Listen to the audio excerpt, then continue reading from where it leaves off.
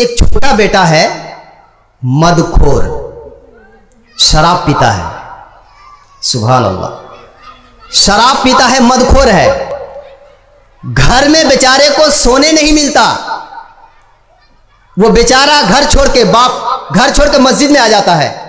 वो मदखोर बेटा मस्जिद आ जाता है और आके कहता, बाप पैसा दे।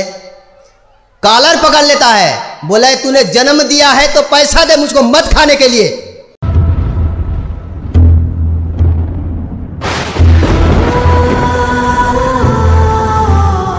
आज के जितने भी टॉपिक है, मैं दलील के साथ आपको साबित करके दिखा दूंगा कि हर टॉपिक से बढ़कर के इस टॉपिक की अहमियत है, इस विषय की अहमियत है। लेकिन हम इसको बहुत कम सुनते हैं। हम बाप हैं, हमारा बच्चा हम पर क्या हक रखता है? आप तो कह दिए मेरा बच्चा मेरी बात नहीं मानता, मैं बाप हूं, मैं हक रखता हूं। लेकिन आपने कभी सोचा कि मेरा बच्चा भी मुझ पर कोई हक रखता है? माँ बाप बाद में हक रखते हैं, सबसे पहले बच्चा हक रखता है कि माँ बाप उसका हक अदा करे। बात समझने में परेशानी हो रही है, बहुत सिंपल बता रहा हूं आपको। बच्चा पहले हक रखता है कि बाप उसका हक अदा करे, माँ पहले उसका हक अदा करे, फिर उसके बाद उम्मीद लगाए कि मेरा बच्चा मेरा हक अदा करेगा। क्यों? इसलिए कि उसका पहले अधिकार है, उसका पहले हक है। तो पॉइंट के साथ 6-7 पॉइंट मैं आपको बताऊंगा इंशाअल्लाह ताला। अगर आपने उसको अपने दिमाग में रखा तो आपको दुनिया में भी काम आएगा और उसके ज़रिए से आपकी आखिरत भी बन जाएगी और आपके औलाद आपके फर्मा बरदार हो जाएंगे। अगर आप बिस्तर पर पड़े मर्ज में मुब्तला रहेंगे तो आपके बच्चे तेल लेकर के आपके पाँव की मालिश करेंगे, और अगर घर में गाड़ी नहीं रहेगा तो बच्चा कंधे में उठा करके आपको हॉस्पिटल पहुंचाएंगे। अल्लाह की कसम, मैं आपके सामने दलील के साथ ये बात रखता हूं, जरा गौर से सुनिए। सबसे पहले अल्लाह सुब्हानहू व तआला ने अपने कलाम पाक सूरह नहल के अंदर इरशाद फरमाया, व इन तउद्दु निअमतल्लाहि ला तुहसूहा। सूरह इब्राहिम के अंदर भी अल्लाह रब्बुल आलमीन ने इसको इरशाद फरमाया है कि मैंने इंसान को इतनी निअमतें दिया है, अगर बंदे उसको गिनना चाहे तो कह रहा है अल्लाह ताला उसको गिनकर भी खत्म नहीं कर सकते। अल्लाह ने हमें इतनी नेमतें दी है, हाथ है, पैर है, दिल है, दिमाग है, गुर्दा है, कलेजी है, फेफड़ा है। उसमें से जब कोई एक खराब हो जाता है तो हमको मालूम होता है कि अल्लाह की कितनी बड़ी नेमत है। और उसी नेमत में से बेशुमार नेमत है। अल्लाह ने इंसान के लिए आसमान बनाया, जमीन बनाया, चांद बनाया, सूरज बनाया। अल्लाह रब्बुल आलमीन ने जमीन में पेड़ पौधा, गल्ला, धान, चावल, गेहूं, मसूर, सरसों, मछली, गोश्त, कितनी चीजें हैं, आपको मैं कितना गिनाऊं? अल्लाह कह रहा है कि तुम गिन के खत्म नहीं कर सकते। है कोई माई का लाल जो बता दे उसके जिस्म के अंदर कितनी चीजें हैं, गिन के मुझको बता दे। सिर्फ इस दिमाग के अंदर जितनी रग है, इस दिमाग के रग को वो नहीं गिन सकता है। कितनी लाखों लाख रग के जरिए से अल्लाह ने इस कंप्यूटर को चालू किया है। अल्लाह कह रहा है कि मैंने बंदे तुमको इतनी नेमतें दी है, तुम मेरा शुक्रिया क्या अदा करोगे? नहीं कर सकते हो। अगर तुम गिनना चाहते हो उसको गिन के भी नहीं खत्म कर सकते। तो अल्लाह की तारीफ नहीं करोगे? ये अल्लाह की मजलिस, बरकत वाली मजलिस को छोड़ करके उन झूठों मीडिया के टीवी में, चैनल में सुनते हो, क्या मिलने वाला है तुमको? क्या मिलने वाला है? 1 टक्का भी नहीं मिलेगा, 1 टक्का भी नहीं मिलेगा। आओ हिजुल तला के नौजवानों, मेरे बुजुर्गों, मेरी माँ और बहनों, जहां पे तुम्हारा दीन भी बनेगा, दुनिया भी बनेगा। इस मजलिस को साल में 1 बार करते हो, आप काबिले तारीफ हैं। आपकी मैं जितनी भी तारीफ करूं उसका बदला आपको नहीं मिलेगा, उसका बदला अल्लाह ही दे सकता है। ऐ नौजवानों, आपने जो बरकत के साथ और मेहनत के साथ, लगन के साथ इतने बड़े दीन के प्रोग्राम को सजाया है, अल्लाह रब्बुल आलमीन इंशाअल्लाह कल क़यामत के दिन जन्नतुल फिरदौस को आपके लिए सजाएगा इंशाअल्लाह ताला। अब आइए, अल्लाह ने हमें बहुत नेमत दी है, उसमें से एक नेमत औलाद है, बाल बच्चे हमारे। अल्लाह ने किसी को बेटा दिया, किसी को बेटी दिया, किसी को बेटा और बेटी दोनों मिला करके दिया, और किसी को अल्लाह ताला बेटा और बेटी दोनों से महरूम रख करके उसका इम्तिहान लिया, आजमाइश लिया। ये औलाद कितनी बड़ी नेमत है, ये उनसे पूछिए जिसको औलाद नहीं है। अल्लाह की कितनी बड़ी नेमत है। एक औलाद पाने के लिए इंसान अपना ईमान भी बेच देता है। एक बच्चा हो जाता, एक बेटा हो जाता, एक बेटी हो जाती, उसके लिए दवाई करता है, चेन्नई जाता है, बेंगलोर जाता है, वेलोर जाता है, और आखिर में जाकर के किसी बाबा गाजा के पास जाकर के अपना ईमान भी बेच देता है, बर्बाद कर देता है। यह सच है। तो आप समझ गए कि अल्लाह की कितनी बड़ी नेमत है। अब आइए मेरे भाइयों, अल्लाह रब्बुल आलमीन ने कुरान की एक जगह पर इरशाद फरमाया, अल माल वल बनून जीनतुल हयातिद दुनिया। माल और बच्चे ये दुनिया की खूबसूरती है, जीनत है। ये आप कहते हैं ना, मेरा 5 बेटा है, एक इंजीनियर है, एक डॉक्टर है, एक पायलट है, एक हाफिज साहब है। ऐसा मालूम हो रहा है कि वो बच्चे को मां के पेट में खुद ही तैयार किया है। अल्लाह की नेमत को नहीं याद रहता, बहुत फख्र से कहता है, हाँ मेरा बेटा एसपी है थाना में, मेरा क्या बिगाड़ लोगे। अल्लाह रब्बुल आलमीन ने फरमाया कि माल और बेटा ये दुनिया की जीनत है, एक चीज। फिर अल्लाह ने दूसरी जगह फरमाया, इन्नमा अम्वालुकुम व औलादुकुम फितना। तुम्हारे बच्चे, तुम्हारा माल तुम्हारे लिए फितना है, इम्तिहान है। अब दोनों जगह समझो, अगर आपकी औलाद आपके फर्माबरदार है, अगर आपकी बात मानती है, अगर आपके हुक्म के मुताबिक चलती है, तो वो आपके लिए जीनत है, नेमत है। और अगर आपकी औलाद आपने उसको तैयार नहीं किया और नाफरमान है, तो फिर वो आपके लिए फितना है, अजाब है। बहुत अफसोस के साथ मैं बरवक्त कुछ दिन के लिए औरंगाबाद लेचू तला में दरियापुर में एक मस्जिद में रहता हूं। तो एक बाप है, अल्लाह अकबर, अल्लाह ऐसी औलाद से बचाए। एक बाप है, उसका बेटा है, उसका बेटा तो लगभग 4-5 है। एक छोटा बेटा है, मदखोर, शराब पीता है। सुभान अल्लाह, शराब पीता है, मदखोर है। घर में बेचारे को सोने नहीं मिलता। वो बेचारा घर छोड़ के, बाप घर छोड़ के मस्जिद में आ जाता है। वो मदखोर बेटा मस्जिद आ जाता है और आके कहता है, बाप पैसा दे। कॉलर पकड़ लेता है, बोला है तूने जन्म दिया है तो पैसा दे मुझको मद खाने के लिए। अल्लाह अकबर। मेरे हिजुल तला के नौजवानों, मेरे भाइयों, मेरे बुजुर्गों, अल्लाह हमको ऐसी औलाद से बचाए। अभी उसको जल्दी जेल खाने में रखा था, जहां पे शराब छोड़ते हैं ना, कैद खाने में रख करके मद छुड़ाया जाता है, उसमें भर के रखा था। कितने दिन रखेगा वो, छोड़ दिया। कल परसों में आया है, और आने के बाद इतनी जिल्लत, इतनी रुसवाई। एक बेटा बाप की कॉलर पकड़ के कहे कि मुझको मद खाने के लिए पैसा दे, इससे बड़ा शर्म की बात क्या है बताइए, वो भी अल्लाह के घर में। तो मैं आपसे एक सवाल करता हूं, इस बच्चे की गलती है या बाप की गलती है या मां की गलती है? हर एक को अल्लाह ताला औलाद दे। गौर से सुनो, अल्लाह किसी को ऐसी औलाद ना दे। मैं समझता हूं कि जहां इस बच्चे की गलती है, इससे पहले हमें देखना पड़ेगा कि इसके मां बाप ने क्या गलती किया है, यह हमें देखना पड़ेगा। तो हमारी औलाद ऐसी ना हो, इसके लिए हमें अल्लाह ने क्या सिखाया, मेरे नबी जनाब मोहम्मदुर रसूलुल्लाह सल्लल्लाहु अलैहि वसल्लम ने हमें क्या सिखाया। अगर हम उस पर हम अमल कर लेंगे, इंशाअल्लाह ताला हमारी औलाद ऐसी नहीं होगी। मैं दावे के साथ कहता हूं, इस तरह की औलाद आपको नहीं मिलेगी। आपको मिलेगी तो दीनदार औलाद मिलेगी। जब आइए, अब आइए मैं आपको बताऊं कि हमारे बच्चे हम पर क्या हक रखते हैं। सबसे पहले मेरे भाइयों, हम जानते हैं कि जब हमारा बच्चा पैदा हुआ, अब हमारा बच्चा हम पर हक रखता है। नहीं, आपका बच्चा अभी पैदा नहीं हुआ है, आपने शादी नहीं किया, आपका बच्चा कब होगा नहीं पता, लेकिन दीन इस्लाम आप शादी करेंगे उससे पहले आपको आपके बच्चे का हक दिया है। अभी शादी नहीं किए, बच्चा होगा बाद में, जो होगा अल्लाह देगा, लेकिन उससे पहले उस बच्चे का हक आपके ऊपर दे दिया अल्लाह ताला ने। मैं आपको बताऊं, दलील के साथ सुनो।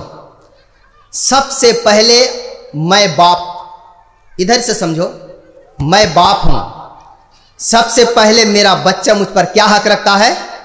मेरे नबी ने फरमाया कि तुम्हारा बच्चा तुम पर सबसे पहला हक यह रखता है कि तुम जब शादी करो तो सबसे पहले एक दीनदार लड़की से शादी करो।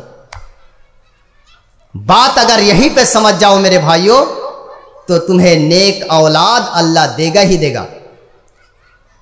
सबसे पहले जब तुम शादी करो, मेरे नबी ने क्या कहा? तुनकहुल मरअतु लिअरबईन, जब किसी लड़की से शादी करो, जब किसी बच्ची से शादी करो, तो उसके 4 चीज को देख करके शादी करो। जब तुम्हारे लड़के की मां चॉइस करो, हम देखते हैं कि लड़की देखने में कितनी अच्छी, मेरी बीवी कैसी अच्छी रहेगी, खूबसूरत रहे, थोड़ा उसका आंख देखने में अच्छा रहे, तो उसका चेहरा गोरा रहे, थोड़ा रंग ढंग अच्छा रहे, थोड़ा साइज ऊंची रहे। मेरे भाइयों ये जरूर देखो, ये देख सकते हैं आप, एक खूबसूरत लड़की देख सकते हैं, लेकिन ये मत भूलिएगा कि आपकी होने वाली बीबी जितनी खूबसूरत हो, उससे पहले आपको यह देखना पड़ेगा कि मेरे बच्चे की होने वाली मां उससे कहीं ज्यादा खूबसूरत हो। यह जरूरी है। कभी आपने सोचा इसको? आप किसी लड़की को देखना चाहते हैं, अपनी बीबी को, उससे पहले दिमाग में रखो कि जब ये मेरी बीबी होगी तो मेरे बच्चे की मां भी होगी। तो आपकी बीबी जितनी खूबसूरत हो, उससे ज्यादा देखना पड़ेगा कि मेरे बच्चे की मां खूबसूरत हो। बात समझ में आ रही है? इसीलिए मेरे नबी ने कहा, जब तुम किसी लड़की से शादी करो, जब तुम किसी बच्ची से शादी करो, जब तुम किसी खातून से शादी करो, तो 4 चीजें करके शादी कर सकते हो। मैं आखिर में एक चीज बताता हूं, बाकी 3 चीजें इधर छोड़ता हूं। मेरे नबी ने कहा, फज़फर बिज़ातिद्दीन, तुम उस बच्ची में सबसे ज्यादा जो चीज देखो, वो देखो कि उसके अंदर दीनदारी है कि नहीं है, उसके अंदर दीनदारी है कि नहीं है, ईमान कितना मजबूत है, नमाजी है कि नहीं है, पर्दा करती है कि नहीं है, उसकी जबान कैसे चलती है, उसके जबान में हमेशा गाली है या उसके जबान में नबी की बात है, उसके जबान में अल्लाह का कलाम है, उसके वक्त में हमेशा नमाज है या हमेशा पर्दा करके चलती है, वो बच्ची हमेशा दीनदार है कि नहीं है, ये चीज देखना पड़ेगा आपको। मैं आपको बताऊं, ये आपके बच्चे का दरख्त है और आपका बच्चा फल है। मेरे भाई, जब आप आम गुठली वाला आम का दरख्त लगाओगे, जब गुठली वाले आम का गाछ लगाओगे, तो क्या उसमें निंगड़ा आम मिलेगा? बोलो, समझने की बात है कि नहीं? यह अल्लाह का कानून बना हुआ है। गुठली आम लगाओगे, गुठली आम मिलेगा। खिरसापोती का गाछ लगाओगे, खिरसापोती मिलेगा। निंगड़ा का दरख्त लगाओगे, निंगड़ा आम मिलेगा। तुमने किसी हीरोइन से शादी कर लिया जो हमेशा शाहरुख खान को अपना आइडियल बनाती है, जो सलमान खान को अपना आइडियल बनाती है, जो आमिर खान को अपना आइडियल बनाती है, जो 24 घंटा टीवी के सामने डांस देखती रहती है। तुमने ऐसी लड़की से शादी कर लिया और तुम चाहते हो कि मेरा बच्चा पैदा हो तो इस्माइल जैसा पैदा हो। ये कभी नहीं हो सकता है। तुम्हारा बच्चा इमाम बुखारी जैसा पैदा हो, ये कभी नहीं हो सकता है। तुमने दरख्त ही गलत लगा दिया है। बात समझ रहे हैं ना? गाछ लगाओगे एप्पल का, आपेल खाओगे, और गाछ लगाओगे नीम का तो दांतवान करोगे। जो लगाओगे वही ना पाओगे। भाई, तुमने गेहूं बोया तो धान कैसे पाओगे? तुमने सरसों बोया और उसको बोलोगे कि नहीं मुझको गेहूं चाहिए। अल्लाह का कानून ये नहीं है। इसलिए मेरे नबी ने कहा, पहले दरख्त अच्छा लगाओ, फिर उससे अच्छा फल पाने की कोशिश करो। जब तुम फजली आम लगाओगे, खिरसा पोती लगाओगे तो तुमको खिरसा पोती मिलेगा, और अगर गुठली आम लगाओगे तो काट काट के आंचल देना पड़ेगा। तुमने लड़की ही ऐसी की, बड़े घराने की लड़की, तुमने कुछ नहीं देखा, ससुर की दौलत को देखा। ओ जहेज के भिखारियों, मैं कहता हूँ सुनो, अगर तुम्हारे पास दौलत नहीं है, हमारी जामे मस्जिद है, जाकर के वहां पे ऐलान कर देना, कटोरे लेकर के मांग लेना, लेकिन जहेज की दौलत से लड़की से शादी ना करना। बात समझ रहे हैं? आपका दिल तो नहीं दुखा है ना?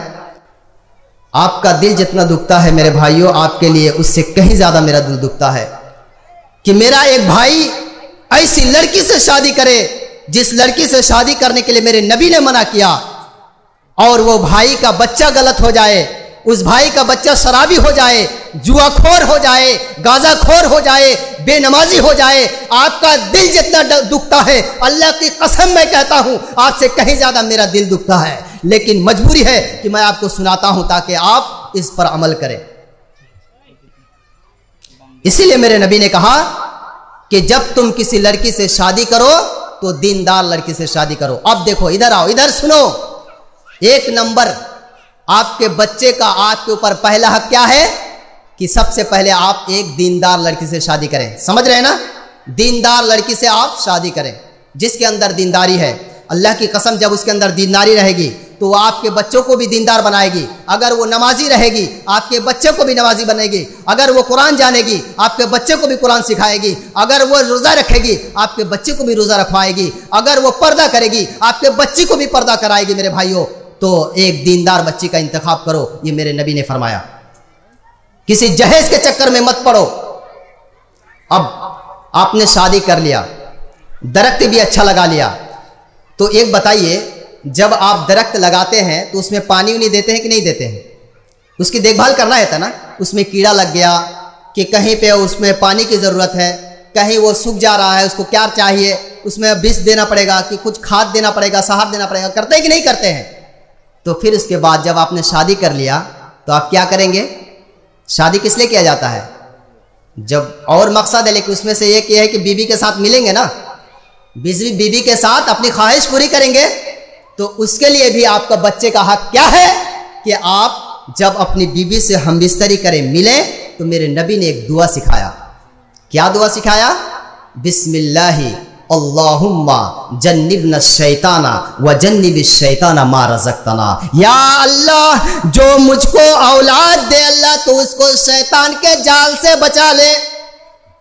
अय अल्लाह, तुम मुझको और मेरी औलाद को शैतान के चाल से बचा ले, जाल से बचा ले। आज हम क्या करते हैं? किसी में से बताइए, हम में से किसी को यह दुआ याद है? शादी किया बीबी से, अल्हम्दुलिल्लाह, बहुत अच्छे मेरे भाई, आपने मेरी दिल खुश कर दिया, आपने दुआ याद किया है, बहुत अच्छी बात है। शादी करोगे, इस्तेमाल में लाओगे, जाने दीजिए। फिर इसके बाद ये दुआ, जब आप ये दुआ पढ़ करके अपनी बीबी से हमबिस्तरी करेंगे और उस मनी से आपका हमल ठहरेगा, अल्लाह की कसम, वो आपका बच्चा शैतान के हाथ से बच के रहेगा। और जो शैतान के चाल से बच के रहेगा, वो बच्चा कभी बेनमाजी हो सकता है, वो बच्चा कभी शराब हो सकता है, वो बच्चा कभी जुआखोर हो सकता है, वो बच्चा कभी माँ बाप का नाफरमान हो सकता है, वो कभी नहीं होगा मेरे भाइयों। तो ये दुआ पढ़ करके क्या है, आपको अपनी बीवी से मिलना है। ठीक है, आपने ये दुआ पढ़ के आपके अपनी बीवी से मिले, और फिर आपके नुत्फे से आपके बीवी के पेट में बच्चा आया, फिर आपके बच्चे का हक है। अभी तो बच्चा पैदा ही नहीं हुआ, हक कितना देख रहे हैं? आपने कभी ये सोचा भी नहीं होगा कि यह भी कोई अधिकार है। माँ बापेर ऊपरे सन्तानेर अधिकार, इसमें से यह भी है। बच्चा अभी हुआ नहीं, तब एक हक। अब बच्चा होगा, देगा अल्लाह, होगा, उसमें एक हक, दुआ पढ़ना है। और जब बच्चा माँ के पेट में आ गया तो फिर उसके बाद एक हक है, क्या है? रब्बि हबली मिन लदुनका रब्बि हबली मिनस सालिहीन। या अल्लाह रब्बुल आलमीन, जैसे कि इब्राहिम अलैहिस्सलाम ने दुआ किया था, या मेरे परवरदिगारे आलम, इस नुत्फे से जो मुझको बच्चा और बच्ची दे, वो जैसे नेक हो, वो मेरी बात को मानने वाला हो, ऐसा ना हो कि मैं बूढ़े हो जाऊं तो मुझको लात मार करके फेंक देता हो। मेरी बात को मानता हो, मेरा बच्चा नमाजी हो, मेरा बच्चा हाफिज हो, मेरा बच्चा कारी हो, मेरा बच्चा डॉक्टर हो, मेरा बच्चा इंजीनियर हो, मेरा बच्चा प्रोफेसर हो, मेरा बच्चा एक दीनदार सियासतदान हो, समाज की खिदमत कर सकता हो। ये दुआ के अंदर सारी चीजें आ जाती है।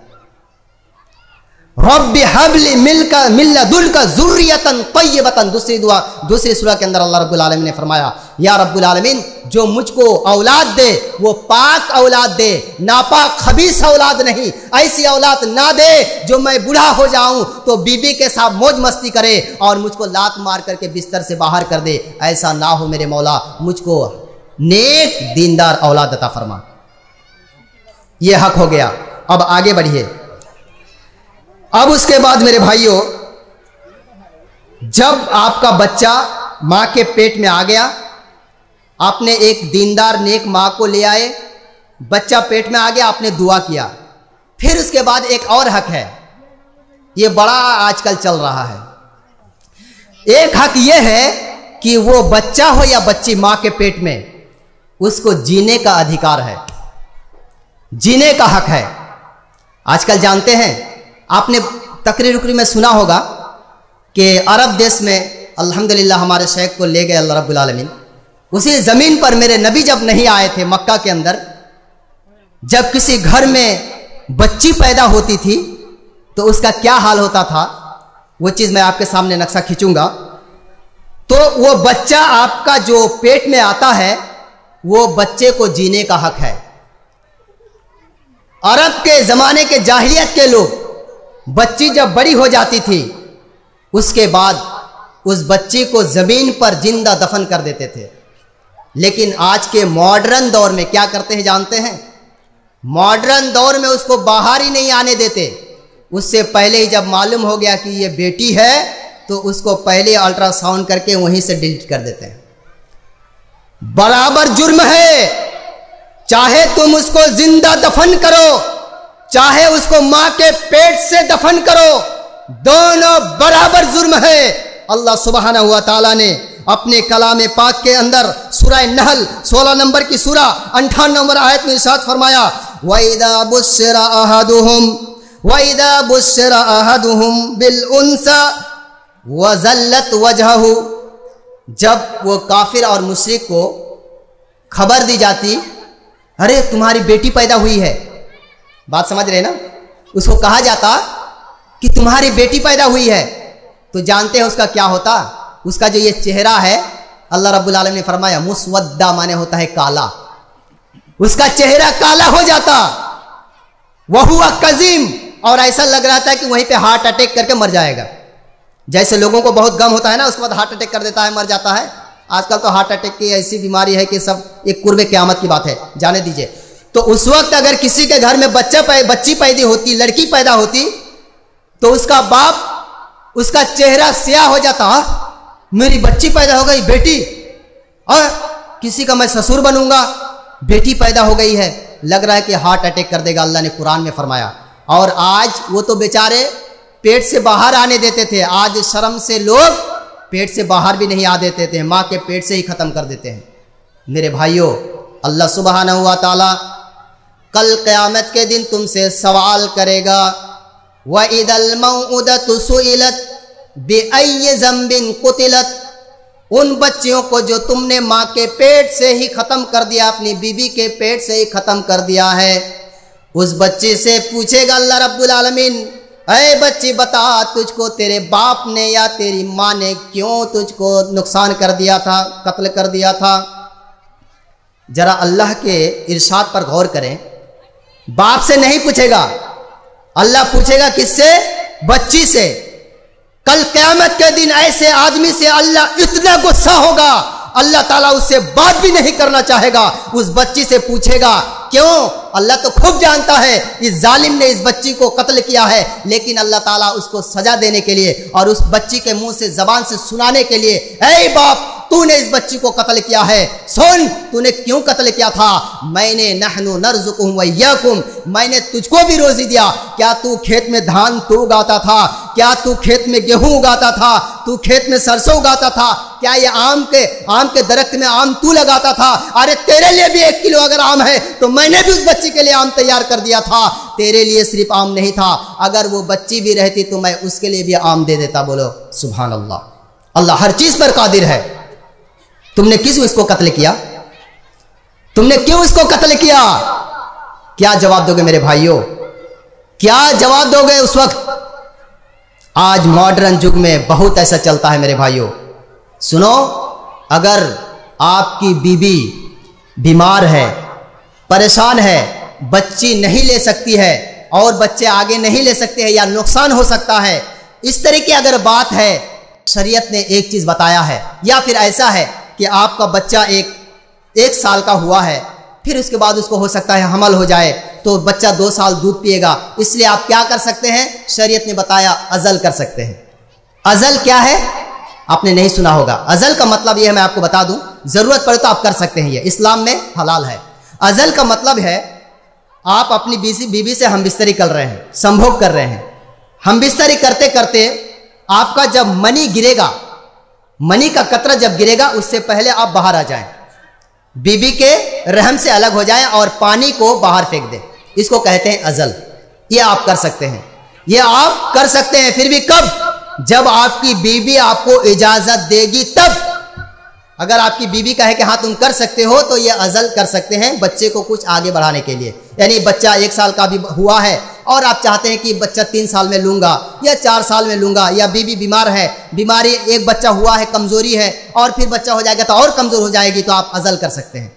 या फिर इस तरीके से, और बहुत मजबूरी है तो और कुछ आप दवाई वगैरह, जब तक आपकी ये मजबूरी है, फिर उसके बाद हराम हो जाएगा, ये भी जान लीजिए, फिर उसके बाद हराम हो जाएगा। तो मेरे भाइयों, अगर माँ के पेट में बच्चा आ गया है तो फिर उसके बाद कभी भी दवा खिला करके या कोई भी और तरीके से उसको कत्ल करना कबीरा गुनाह है, खतान कबीरा, ये बहुत बड़ा जुर्म है, ये बहुत बड़ी गुनाह है। तो वो बच्चा हक रखता है कि आप उस बच्चे को जीने दें, उस बच्चे को आप माँ के पेट में जीने दें, ये हक रखता है। अब आइए, उसके बाद आपका बच्चा माँ के पेट में आ गया, आपने उसको जीने दिया, जब बच्चा हो गया, आपका बेटा या बेटी जब हो गई, तब वो बच्चा आप पर क्या हक रखता है?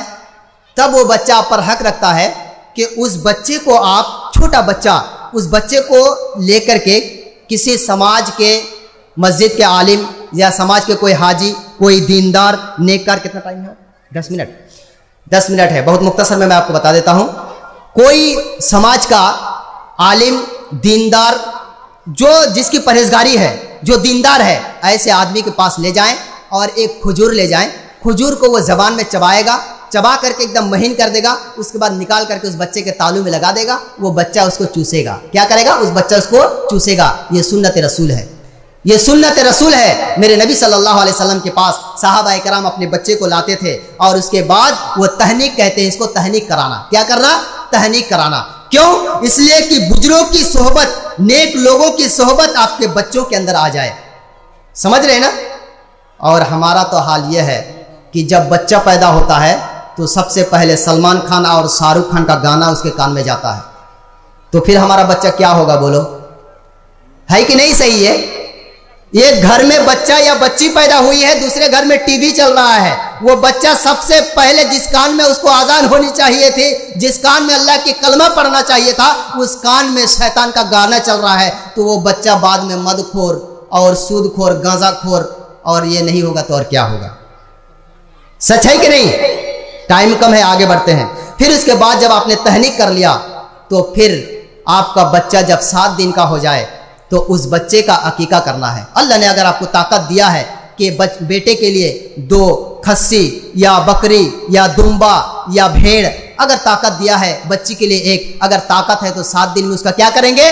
अकीका करेंगे। ये बच्चे का हक है, ये क्या है? बच्चे का अधिकार है, बच्चे का हक है। आप उसका अकीका कर लें और उसका एक अच्छा सा नाम रखें। क्या करेंगे? अच्छा सा नाम रखें। अच्छा, अकीका के अंदर अकीका कर लिया और उसका ये चूल जो है, इस चूल को छील करके वजन करके जितनी मकदार में चांदी होगा उसको अल्लाह के रास्ते में ज़कात कर देंगे, दान खैरात कर देंगे। समझ रहे हैं ना? और उसके बाद आप उस बच्चे का एक अच्छा सा नाम रखेंगे। क्या करेंगे? अच्छा सा नाम रखेंगे। ये बच्चे का हक है। कल क़यामत के दिन अल्लाह रब्बुल आलमीन बुलाएगा, अब्दुल्ला बिन अब्दुर्रहमान कहाँ है? बाप और बेटा दोनों का नाम लेकर के अल्लाह बुलाएगा क़यामत के दिन। अगर अच्छा नाम नहीं रहेगा तो वहाँ पे अमेरिका के लोग भी होंगे, सऊदी अरब के भी लोग होंगे, फ्रांस के भी होंगे, चाइना के भी होंगे, सारे लोग वहाँ पे होंगे। अल्लाह रब्बुल आलमीन का हुक्म होगा और नाम लेकर के बुलाएगा, चले आओ यहाँ पे, अमुक बिन अमुक चले आओ, फला बिन फला। और अगर आपका बेटा का नाम कालू रहे, बाप का नाम गोलू रहे, तो कालू का बेटा गोलू कहाँ है, आ जाओ। कितना खराब लगेगा बोलो? कालू, गोलू, भोलू, लालू, चुंटी, मुंटी, पुंटी, अनार, बेदाना, कमला, लेबू, सब नाम रख देते हैं। एक भी अच्छा नाम नहीं है। अभी तो सुनने में आया, हम एक दावा सेंटर में प्रोग्राम कर रहे थे, तो एक हमारे दीनी भाई कह रहे कि मैं साइकिल चला के जा रहा हूं तो चेन गिर गया, साइकिल का चेन गिर गया। चेन उठाने लगा तो एक बच्चा को उसका बाप बुला रहा है, फिरौन इधर आओ। नौज़ुबिल्लाह मिन ज़ालिक, बोला फिरौन इधर आओ। तो उसको बोला, रे आपका बेटा है? बोले कि हाँ मेरा बेटा है। तो बोल रहे कि इसका नाम फिरौन क्या रखा? बोले कुरान में फिरौन है। वो बोले फिरौन कुरान में जितना है सभी ठीक है, तो कुरान में तो जहन्नम भी है, तो इसका मतलब तुम जहन्नम में जाओगे ना क्या? अच्छा बुरा तो दोनों है। तो जब ये बात आई तो मैं एक वाकया सुना देता हूँ। আমরা শেখ ও পড়াশোনা করেছে ময়ে, তো মও পড়াশোনা আমি ফাইজামে পড়েছি। তো ময়ে আমরা ট্রেন ধরবো মুরারই, বীরভূমে মুরারই স্টেশনে। তো স্টেশনে যাব তার আগে একটা দোকানে একটা যুবক, একটা তরুণ যুবক, ও একটা দোকান খুলেছে আপনার এই টিকিট কাটার জন্য। তো সেখানে একটা মানুষকে জিজ্ঞেস করেছে ও যে ভাই আপনার কয়টা বেটা? তো বলছে কি আমার 4টা বেটা।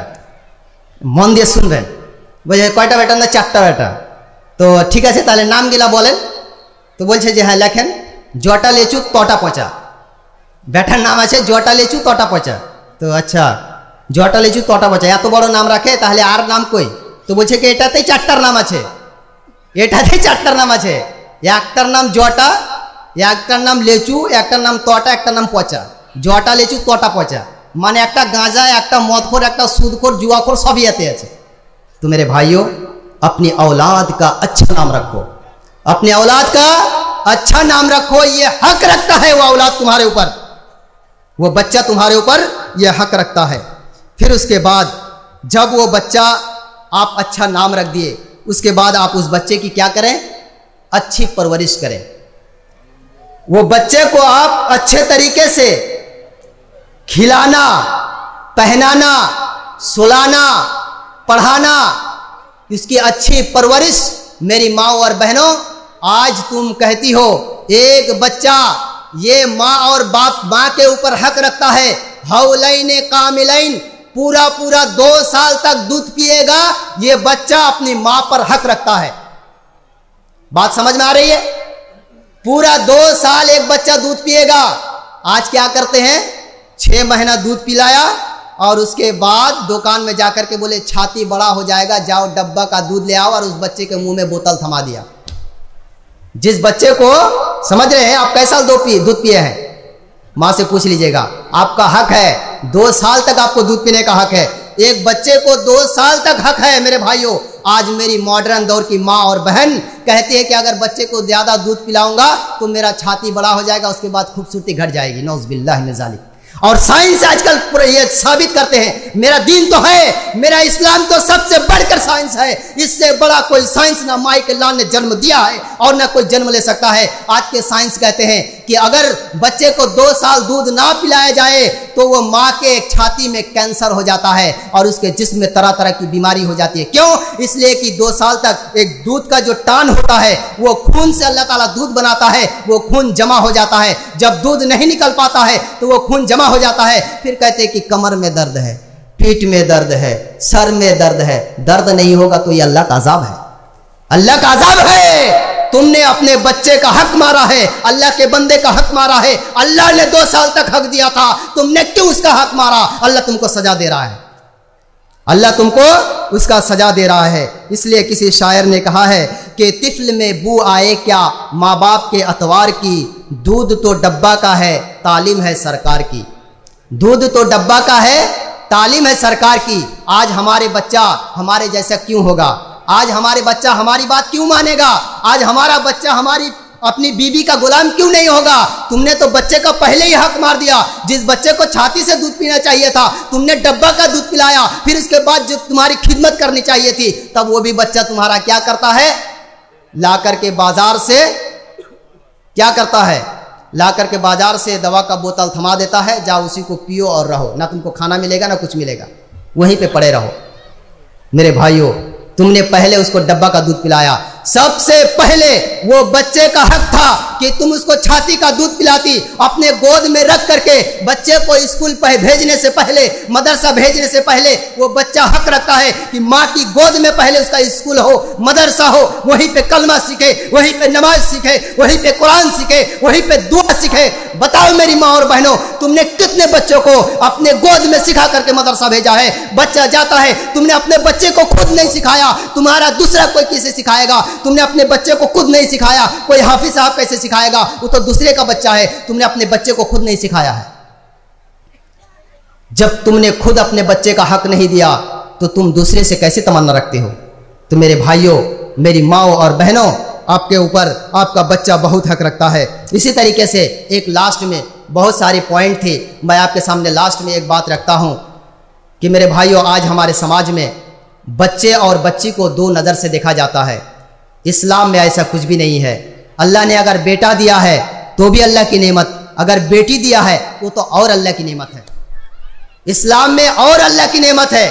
मेरे नबी ने कहा कि जिसने, अल्लाह रब्बुल आलमीन ने जिसको दो बच्ची देकर के आजमाया और उसको अच्छी तरीके से पढ़ाया, लिखाया, परवरिश किया, उसकी खिदमत किया, फिर उसके बाद दीनदार लड़के के साथ शादी दे दिया, मेरे नबी कहते हैं कि कल क़यामत के दिन जन्नत के अंदर उस बच्चे के बाप का घर और मेरा घर इस तरीके से होगा जिस तरह दोनों उंगली के अंदर दूरी है। बोलो अल्लाहु अकबर। दोनों उंगली के अंदर जितनी दूरी है, अगर बच्ची के बाप का यही घर होगा तो मेरे नबी का घर यहीं पर होगा। इतना करीब का पड़ोसी होगा। एक हदीस के अंदर, सही बुखारी के हदीस आयशा रज़ियल्लाहु ताला अन्हा कहती हैं कि अल्लाह के नबी सल्लल्लाहु अलैहि वसल्लम मेरे पास एक औरत आई थी, उसके साथ क्या था?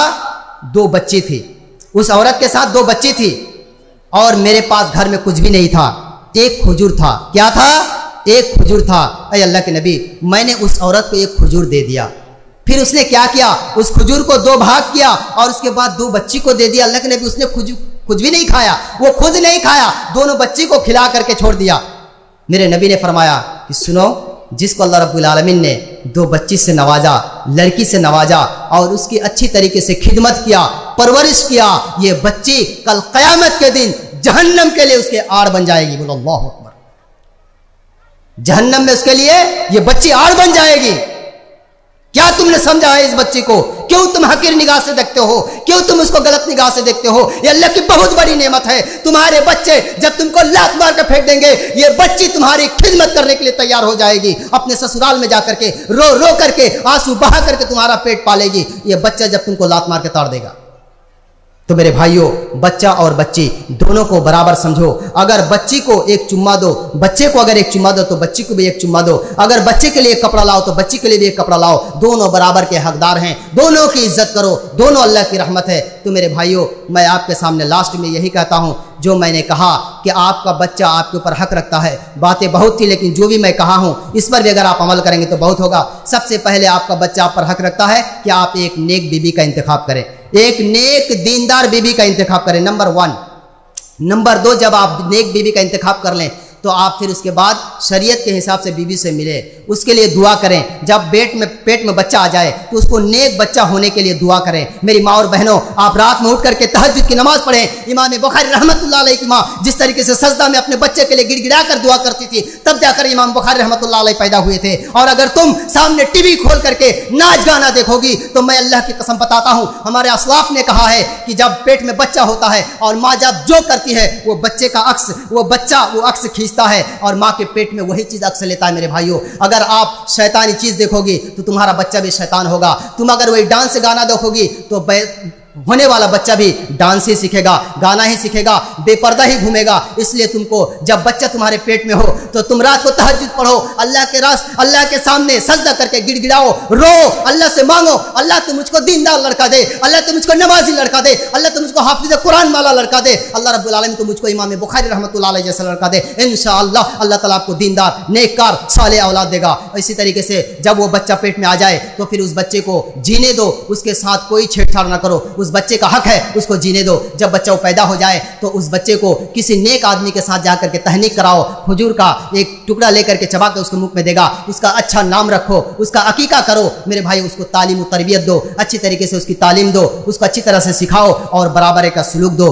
टाइम खत्म है, यही से मैं अपनी बात को ख़त्म करता हूँ मेरे भाइयों। इंशाअल्लाह ताला अगर ज़िंदगी रहेगी तो फिर इंशाअल्लाह आपसे मुलाकात होगी। अल्लाह रब्बुल आलमीन से दुआ करता हूँ कि परवरदिगार आलम हमें जो बात ये कुरान और हदीस की रोशनी में कहने की तौफीक दी है, अल्लाह ताला सबसे पहले हमें और फिर उसके बाद हम सबको उस पर अमल करने की तौफीक इनायत फरमाए, बोलिए आमीन। अल्लाह रब्बुल आलमीन तो हम तमाम लोगों को इस दुनिया में कुरान और सुन्नत के मुताबिक ज़िंदगी गुजारने की तौफीक इनायत फरमाया, आमीन। अल्लाह रब्बुल आलमीन हमारे जिन भाइयों ने इस अजीम शान जलसे का मुनाकिद किया है, इनेकाद किया है, अल्लाह ताला इसका पूरा पूरा बदला अता फरमाए, आमीन। अल्लाह ताला इसको कबूल फरमाए, आमीन। इसके बदले में अल्लाह ताला जन्नतुल फिरदौस में जगह दे, आमीन। हमारे नौजवानों के अंदर ईमान की कुव्वत को कूट कूट करके भर दे। अल्लाह रब्बुल आलमीन हमारे हिजुल तला की माओ और बहनों और भाइयों की कारोबार में, तिजारत में, आल औलाद में बरकत अता फरमा, आमीन। अल्लाह रब्बुल आलमीन तो हमको जब तक इस दुनिया के अंदर रख, ईमान के साथ रख, और जब हमारा खात्मा हो तो खात्मा बिल खैर हो, आमीन। बारकल्लाहु लना व लकुम फिल कुरानिल अज़ीम व नफ़अनी इय्याकुम बिल आयति व ज़िक्रिल हकीम इन्नहु तआला जवादुन करीमुन मलिकुम व रऊफ़ुर रहीम। अस्सलामु अलैकुम व रहमतुल्लाहि व बरकातुहू।